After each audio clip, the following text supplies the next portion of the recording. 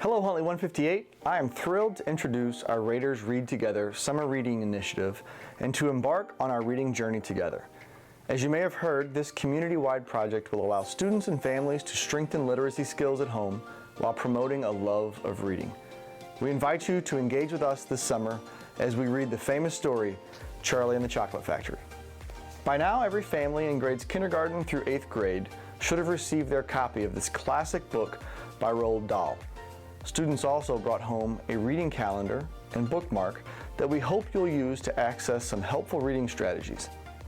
You will also find our parent literacy video series with tools and tricks to practice while reading at home this summer. We also invite you to explore the Huntley area community on your search for some golden tickets. Several popular locations around town will have a Raiders Read Together sign and an opportunity to collect a ticket for each reader. As you collect your tickets over the coming weeks, keep them handy. Golden tickets can be turned in at your school's open house night, and you'll be entered in a raffle to win some exciting prizes on the first day of school. But today, we're diving into the magical story of Charlie Bucket and Willy Wonka. I'm honored to start us out on our adventure with Chapter 1. As you read along with us, tune in every day on our Facebook page and at huntley158.org to read each chapter alongside community leaders and other Huntley 158 staff members. You may recognize some familiar faces. So with that, Red Raiders, let's read together.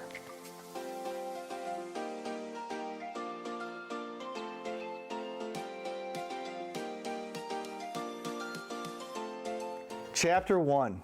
Here comes Charlie. These two very old people are the father and mother of Mr. Bucket. Their names are Grandpa Joe and Grandma Josephine. And these two very old people are the father and mother of Mrs. Bucket. Their names are Grandpa George and Grandma Georgina. This is Mr. Bucket. This is Mrs. Bucket. Mr. and Mrs. Bucket have a small boy whose name is Charlie Bucket. This is Charlie. How do you do? And how do you do? And how do you do again? He is pleased to meet you. The whole of this family, the 6 grown-ups, count them, and little Charlie Bucket lives together in a small wooden house on the edge of a great town. The house wasn't nearly large enough for so many people, and life was extremely uncomfortable for them all. There were only 2 rooms in the place altogether, and there was only one bed. The bed was given to the 4 old grandparents because they were so old and tired. They were so tired, they never got out of it. Grandpa Joe and Grandma Josephine on this side, Grandpa George and Grandma Georgina on this side. Mr. and Mrs. Bucket and little Charlie Bucket slept in the other room upon mattresses on the floor. In the summertime, this wasn't too bad, but in the winter, freezing cold drafts blew across the floor all night long, and it was awful. There wasn't any question of them being able to buy a better house or even one more bed to sleep in. They were far too poor for that. Mr. Bucket was the only person in the family with a job. He worked in a toothpaste factory where he sat all day long at a bench and screwed the little caps onto the tops of the tubes of toothpaste after the tubes had been filled. But a toothpaste cap screwer is never paid very much money, and poor Mr. Bucket, however hard he worked and however fast he screwed on the caps, was never able to make enough to buy 1/2 of the things that so large a family needed. There wasn't even enough money to buy proper food for them all. The only meals they could afford were bread and margarine for breakfast, boiled potatoes and cabbage for lunch, and cabbage soup for supper. Sundays were a bit better. They all looked forward to Sundays because then, although they had exactly the same, everyone was allowed a second helping.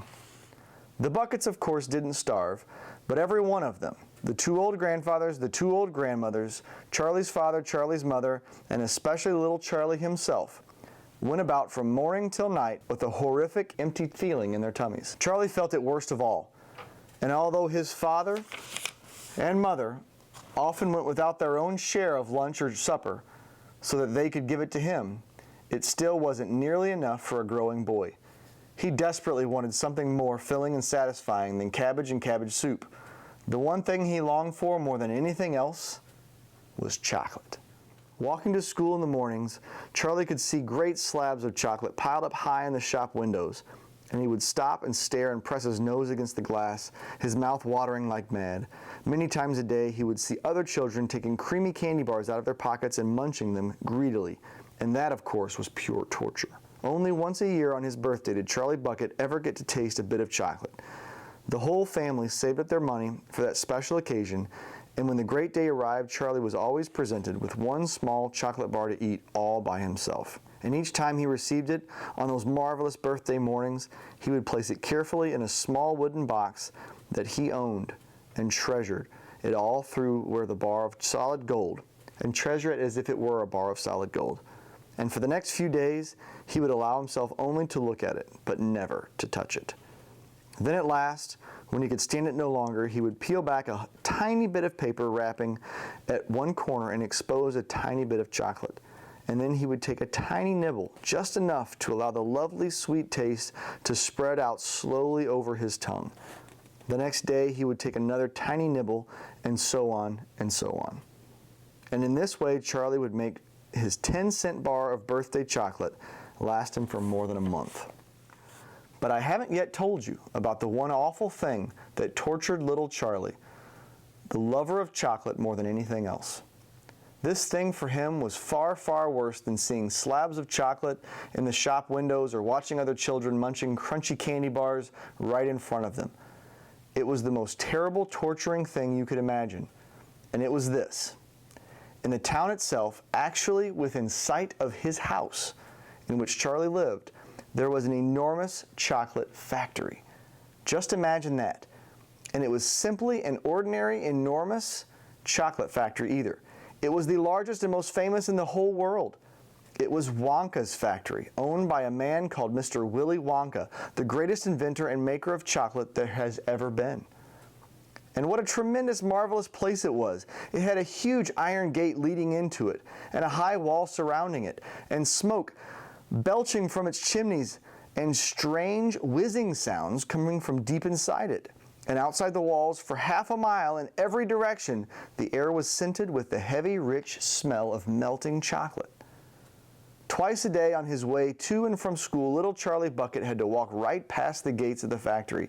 And every time he went by, he would begin and walk very, very slowly. And he would hold his nose high in the air and take long, deep sniffs of the gorgeous chocolatey smell all around him. Oh, how he loved that smell. And oh, how he wished he could go inside the factory and see what it was like.